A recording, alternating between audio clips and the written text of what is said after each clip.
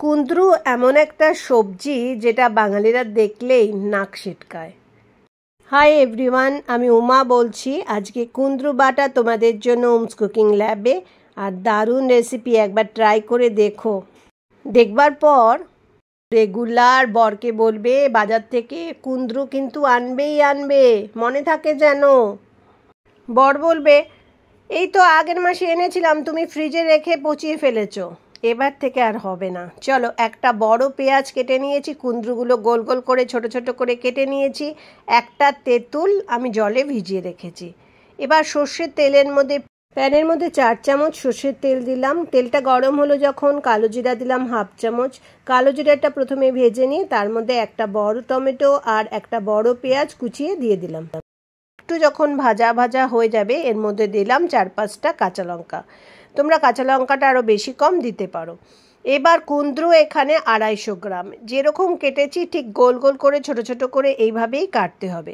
এবার তেলের মধ্যে দিয়ে এর মধ্যে রসুন বাটা দিতে হবে 1.5 চামচ, বড় চামচের 1.5 চামচ। রসুন বাটাটা একটু বেশি লাগবে। তারপর একটু নাড়াচাড়া করে এটার মধ্যে নুন দিয়ে, আর মশলার মধ্যে এর মধ্যে দিয়েছি আমি হলুদ গুঁড়ো আর শুকনো লঙ্কা গুঁড়ো। তারপরে এটাকে পুরো ভাজা ভাজা করে ফেলতে হবে। নুন হলুদ শুকনো লঙ্কা গুঁড়ো দিয়ে এটাকে ঠিক অল্প অল্প ভাজা ভাজা করে নিতে হবে, মানে 5-6 মিনিট এটা হালকা আছে মিডিয়াম ফ্লেমে এটা ভাজা ভাজা করে নেওয়ার পরে দেখো এটা যখন অর্ধেক প্রায় ভাজা হয়ে যাবে এর মধ্যে আমি নারকেল দিয়ে দেবো হাফ কাপের থেকে একটু কম, মানে 1/4 কাপ মতো নারকেল দিয়ে দিলাম। এবার গ্যাসের ওভেনটা একটু স্লো করে দেব। তারপরে এটাকে আরটু ভেজে নেব। তারপরে দিয়ে দেব তেঁতুল, আমি জলে ভিজিয়ে রেখেছিলাম। একটা তেঁতুল নিয়ে আমি জলে ভিজিয়ে রেখেছিলাম, 250 গ্রামের হিসাবে আমি বলছি। এবার সেই তেঁতুলের জলটা দিয়ে দিলাম।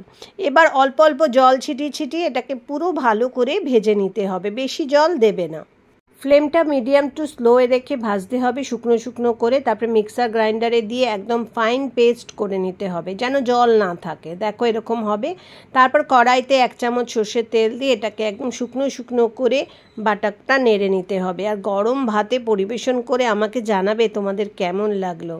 এই রেসিপিটা যদি ভালো লাগে ভিডিওটা লাইক করে দিও, কমেন্টস করে জানিও তোমরা কোথা থেকে দেখছো আর আমার রেসিপি কেমন লাগে তোমাদের। আর সাবস্ক্রাইব করে আমার বন্ধু হয়ে যাও প্লিজ।